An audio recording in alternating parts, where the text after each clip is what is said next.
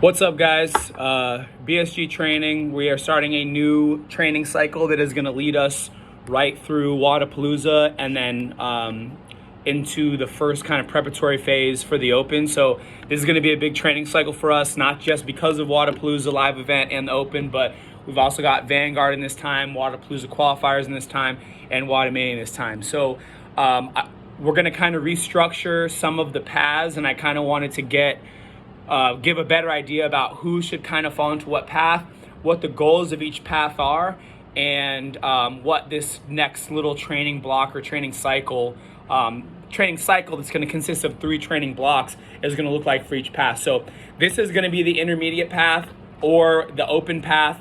We're going to start to call it the open path a little bit, only because as we start to transition into open prep, this path is going to be for people who are trying to make it to quarterfinals. People are trying to make it into that top 10% or get as close to that top 10% as they can.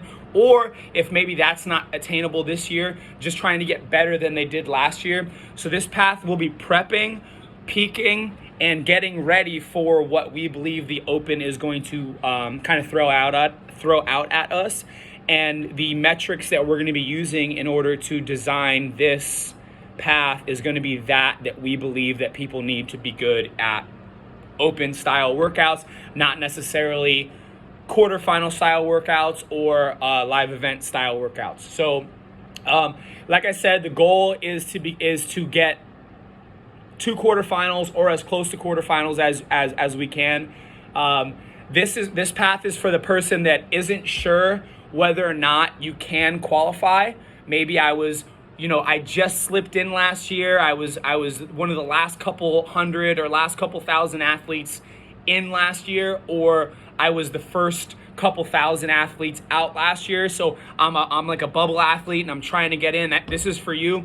Or this path is going to be for the person that is still growing and still developing as an athlete in the sport of CrossFit, or maybe for the next year or two, top 10% might not be a thing. We want to try to continue to try to build our skill library, keep getting better at the Open and keep getting better at live local events as well. Programming wise, the biggest difference between this path and the RX path, or what's going to end up being the quarterfinal path, is going to be there's going to be a huge skill development focus in this path, and there's going to be a huge strength prioritization in this path. Now, that's not to say that the RX or the quarterfinals path is not going to have a strength prioritization, but over the next 3 months, we're going to be doing in the RX path a lot of strength work under fatigue. So like we've been doing a little bit, but we're going to be a little bit more aggressive about it in the RX path. And we'll make a video about that. There's going to be a lot more getting your conditioning done first and then getting your strength work in afterwards, just because the majority of the people that are following that path already have a pretty solid foundation as far as their strength is concerned. So we're able to continue to build on that under some local fatigue, and that's not the biggest deal. The people in this path, the goal for this group is going to be to get the strength work done at the beginning of each training session so that we can continue to build as solid of a foundation as possible, and we can try to make as big a steps as we can prior to Wodapalooza qualifiers, Wodapalooza, and the Open, that kind of thing. So when I say strength prioritization, it's not necessarily that this path is going to be lifting more than the RX path, but it's just going to be that we're going to be lifting earlier in the session, so we're going to be a little bit more fresh. People in this path don't necessarily need to have the skill of being able to lift heavy under fatigue yet, because we don't really lift heavy yet, and that's fine because we're still growing, but we need to lift heavy first under no fatigue before we can lift heavy under fatigue. So that's going to be one of the biggest differences between this path and the other path. The other one is going to be the skill development focus. The skill development focus for this path is going to be split up into 3s, right? So I already said that this next training cycle is going to be split up into 3 blocks. We're going to have three focuses every cycle from here on out. The cycle that we're leading up to right now, the skill focus or the skill development focus, is going to be on kipping handstand push-ups, ring muscle-ups, and spending time on our hands. And I say spending time on our hands because it's not just going to be trying to handstand walk and get frustrated with trying to handstand walk, but it's going to be a lot of time under tension work, a lot of skills and drills kind of stuff, to get us more comfortable spending time on our hands, which isn't going to only help us moving towards getting handstand walking, but it's going to help out with body awareness, with our handstand push-ups, with our strict handstand push-ups, and with our shoulder overhead as well. So there's going to be a lot of carryover from that. On top of those three categories and the three blocks that we have, we're going to kind of have the three skills and the three blocks. We're going to have three categories that are going to kind of fall into that, and we're going to interchange the skills and the categories as we progress. And I know it's kind of weird, but the three categories are going to be pure skill, volume management, and muscular endurance. So every block, we're actually going to rotate the exercise into a different category so that we're getting the best of all three, all 9 worlds really, I guess. So just to give you guys an idea, this first 8-week window, we're going to be doing the time on our hand component is going to be getting volume or muscular endurance, I'm sorry.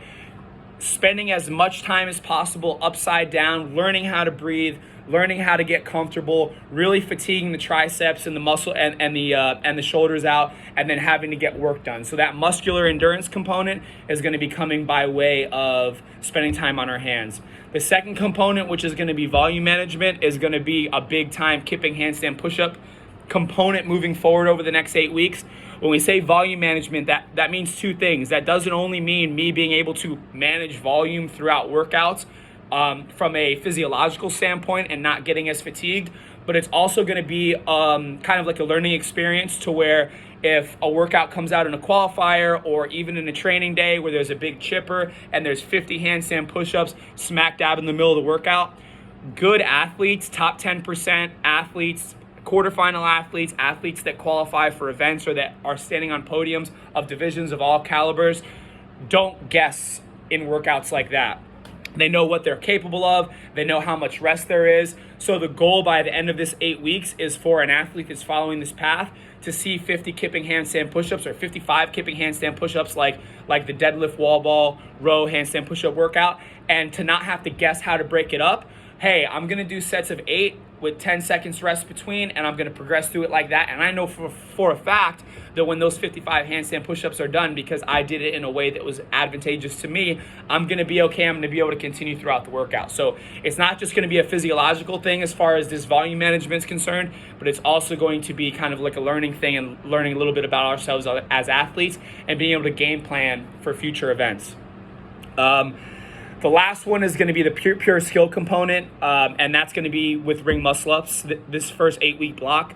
As far as the pure skill piece goes, there's going to be 2 large components to that. It's going to be three large components. Getting your first ring muscle up, assuming that we have a certain level of prerequisite strength and that getting our first muscle up is actually in the cards for this first 8-week window.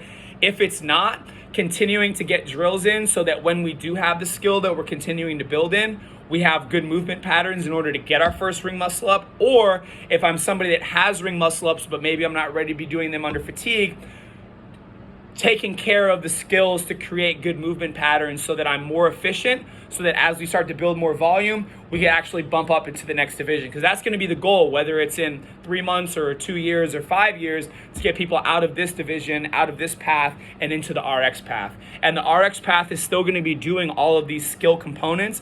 It's just not going to be quite as organized from a volume perspective, because the RX path is going to be able to go through workouts with fatigue, under local muscle fatigue, and be able to do these high skill components and kind of keep them aerobic, if you will.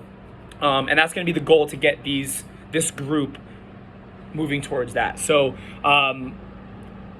that's kind of a rundown of what the goal of this path is going to be, and kind of a little bit as to what the differences between this path and the RX path is going to be. So if you guys have any questions, feel free to reach out. This all starts on Monday. So see you Monday.